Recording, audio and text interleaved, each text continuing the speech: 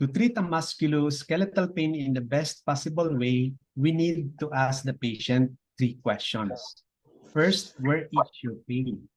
Second, how is your pain? Describe the pain and the factors that affect the pain. Number 3, since how long have you had the pain? The answer to the first question will tell you where to treat. If the pain is in 1 or 2 meridians, you should treat the meridians with the pain. If the pain is in the urinary bladder meridian or stomach meridian, then this meridian should be needled.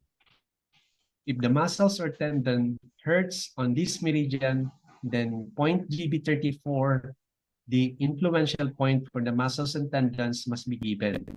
If the pain is on bone or cartilage, then UB11, the influential point for bone, is given. If the problem is in the joints, then both UB11 and GB34 could be used. When the patient complains of pain in many joints, as in polyarthritis, then there is no point in asking them in which meridian they feel the pain. It is more helpful to find out which tissue is in pain. If the pain is in many muscles and tendons, as in fibromyalgia, we should treat it as an imbalance of the liver. If the bones are painful in general, as in osteoporosis, then kidney should be balanced. If many joints are affected, then both kidney and liver ought to be balanced. The rule of the thumb is given in the box below. 1 or 2 meridians affected, balance the meridian. Many meridians affected, treat the organ. The answer to the second question will tell you if it is a yin or yang dominant pain. In fact, the description of the pain would help us categorize the pain as one of 4 types of pain and treat it according to its special character. First, we have the hot pain, inflammation, hot, red, and swollen joints, severe incapacitating pain, sharps and pulsating, radiating. Worse during activity, better with rest, feverish, worse with longer activity, better with longer rest. Next, a cold pain, cold, worse in cold, deep and diffuse. Constant muscle tension, joints feel tense and fixed until warm. Worse during rest and at night, better with movement, freezing easily. Worst with long rest, takes 10 to 15 minutes to warm up and feels better. Next is the fixed pain. There is edema, pressure pain, stiffness, limited mobility, fixed place of pain, numbness, and heaviness of limbs.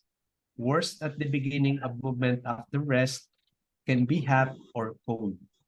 Worst after longer rest, takes 2 to 3 hours after starting for the pain and movement to improve. Next is the wind pain. Wandering pain through all of body or with the limb, sudden severe episodes with pain-free intervals. Nature pain could change as well. Can have either hot or cold character. Worse on exposure to wind or after sour food or alcohol.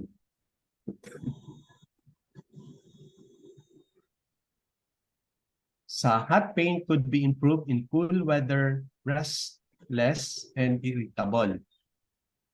Treat locally with ice, short period of immobilization, rest, bleeding, or electrical stimulation. Few local and many distal points to draw energy away from local area. Sa cold pain, worse in cold weather, could improve in warm weather.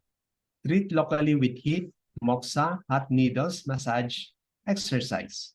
Many local needles with few distal points to bring energy to affected area. Next, a fixed pain could worsen in damp weather and improve in dry weather. Also, refined sweet and fatty foods worsen the pain. Treat locally with cupping, salt Old keys and moxa, there is no heat. Local and distal points, stomach 40 and spleen 9 against ductus. Next, wind pain. Cold wind improves in warm weather. Hot wind pains improve in cold weather. Wind pains worsen in spring. Treat locally with wind eliminating points with wind sedation in wind heat and wind tonification in wind cold. No point in intensive local treatment as pain wonders. Need to balance liver. The answer to the third question will place the disease within a time frame: acute, subacute, recurrent, or chronic. So we know if we should tonify, sedate, or apply both tonification and sedation in order to balance the meridian or organ. If we are treating an acute pain of a young dominant nature, there is a young excess in the affected meridian or organ that should be sedated. But if the same type of pain has been there for over 6 months, chronic state, this would be a deficiency of yin, which must be tonified. Sabi ng author, I have given simple pictures to illustrate these imbalances states. Let us say that pain of heat and wind nature are yang dominant, and both cold and damp pains are yin dominant. Let us have a look at the 8 stages of imbalances between yin and yang once again. So sa acute condition, 1 to 30 days, there is excess of yang. Next, tower diagram, excess of yin. And the next is both excess yin and yang. This is excess states, sedate excess. Sa subacute, 1 to 6 months or recurrent, there is deficient yin, excess yang. This is followed by excess yin, deficient yang. Sa excess plus deficiency, sedate plus tonify. Sa chronic condition over 6 months, there is normal yang, deficient yin. This is followed by normal yin, deficient yang. And followed by both deficiency of yin and yang. Sa deficiency states, we need to tonify the deficiency.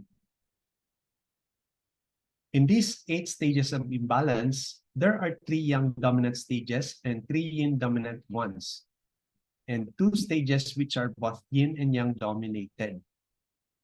With the help of the first question, we determine the meridian or organ we should be treating.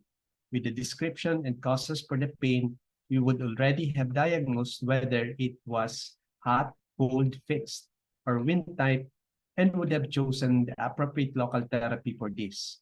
Now, with the third question, we can decide the correct energy balancing treatment for the meridian or organ.